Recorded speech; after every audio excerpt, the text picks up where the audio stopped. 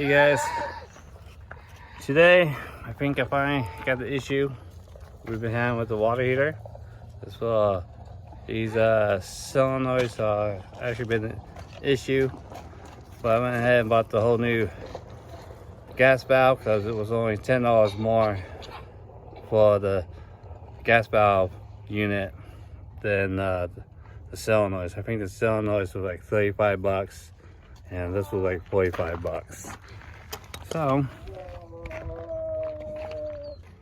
here's that little piece I just had. First thing you want to do is take out this.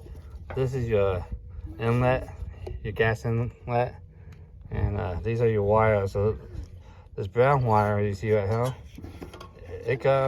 there's a control module inside, and so this wire comes from the control module, and then you get this is what turns on the solenoids.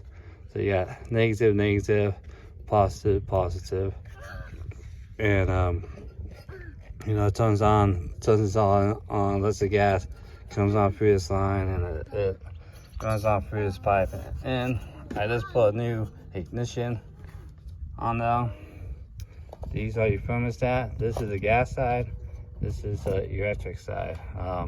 You just take out the two screws, take this thing off. Everything on the screw is pretty easy. So you don't need to take this off if you gotta get into this box. So okay, so I took that off. You can smell a little bit of gas. You can smell a little bit of gas when you take this off. That's okay. So you got a little screw right there that you gotta take off. That's what holds up this valve, and this also holds the valve. So you gotta take this piece off too.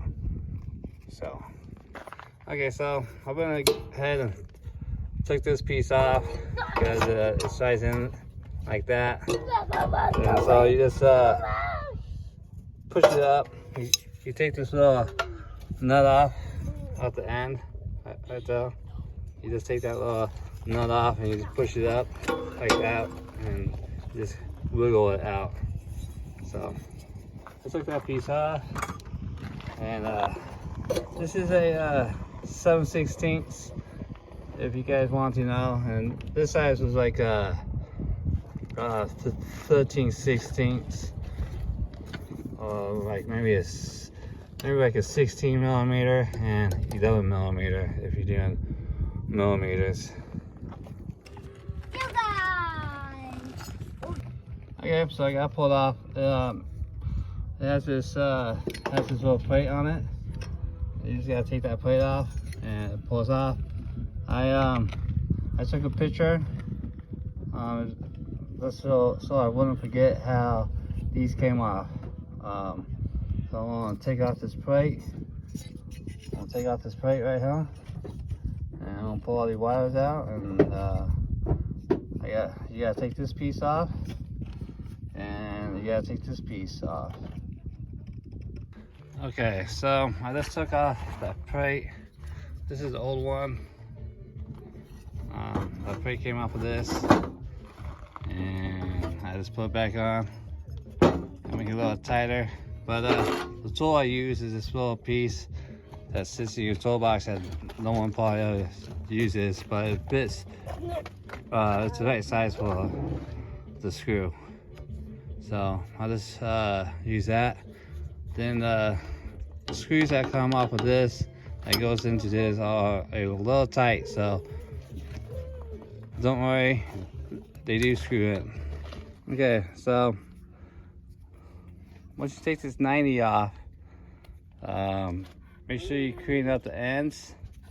Then you want to grab your Teflon tape. This is made just for gas. Buy the yellow one, it's for gas. Then once you clean up the edges, you want to run your tape back around it. Then you just want to install it the same way you took it out the old one. Okay, so I cleaned up the edges. I had a wire brush I used. I didn't hook it up to a drill. There's really no need. Then I put my tape on. make sure you wind it the right way, or when you go screw it on, the tape doesn't usually hold well. But yeah, that's what it should look like. Okay, so moving on. This piece goes to the top. It goes in there, and you tighten it. Okay, so we got it on. I'm gonna mount this up first. Then I'm gonna finish tightening it just a little bit more. You see how it's off? I just gotta tighten it just a little bit more. But now we gonna move to the bottom. Okay, so this is the piece that goes on the bottom. These don't get any tape. It has this little washer thing right here that makes it seal. So you don't have to worry about putting tape on. You can if you want, but it's not called for because of these fittings. And don't lose these fittings. Okay, so I got this mounted back up. I just gotta tighten this back down, and I gotta turn this back in, and I gotta mount that. I gotta mount this piece back on, and we should be put the wires back on, and we should be good to go. So tighten that one back up, turn that to make sure that fits. Then this goes into this, and that goes into the hole.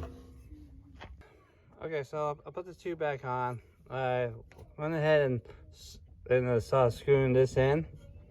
Then I went ahead and bolted that back on so it's stable. So I just gotta tighten this up, and I gotta tighten that up.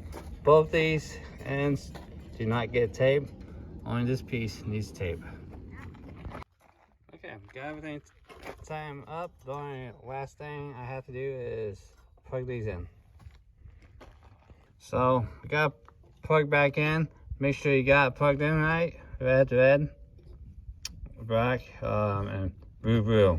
So if you have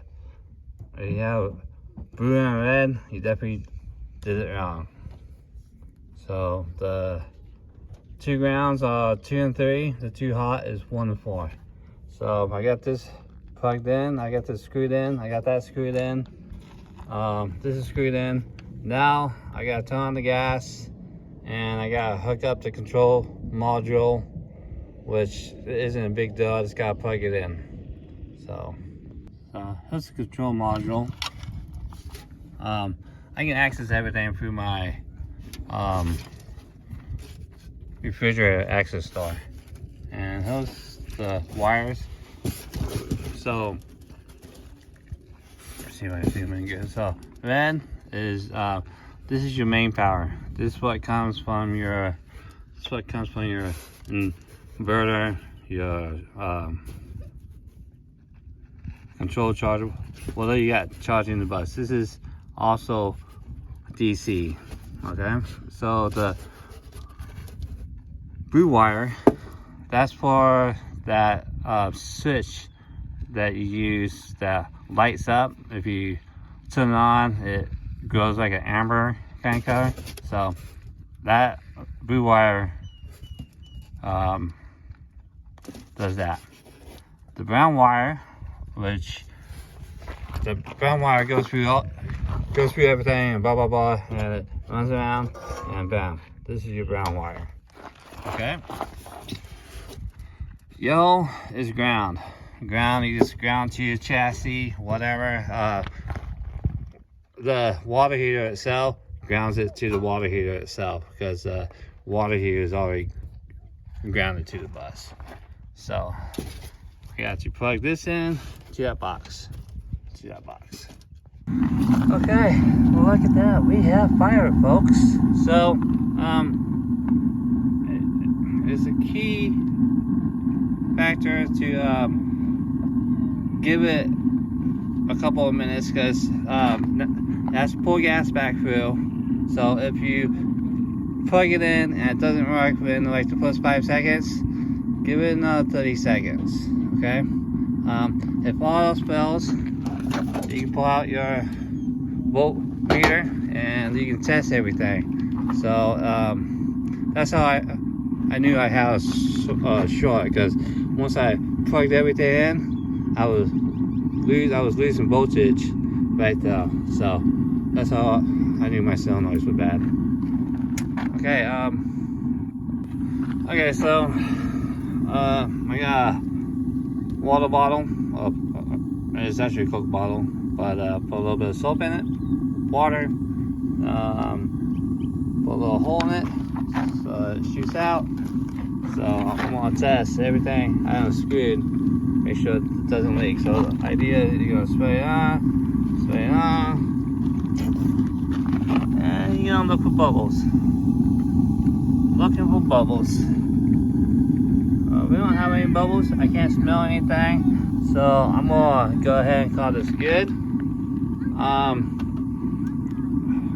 I would say about 70% of most home fires are from your water heater, because you see how it comes on and it's just some type of leak inside there. You get your electric, and you know that make a spark, and that's how stuff catches fire.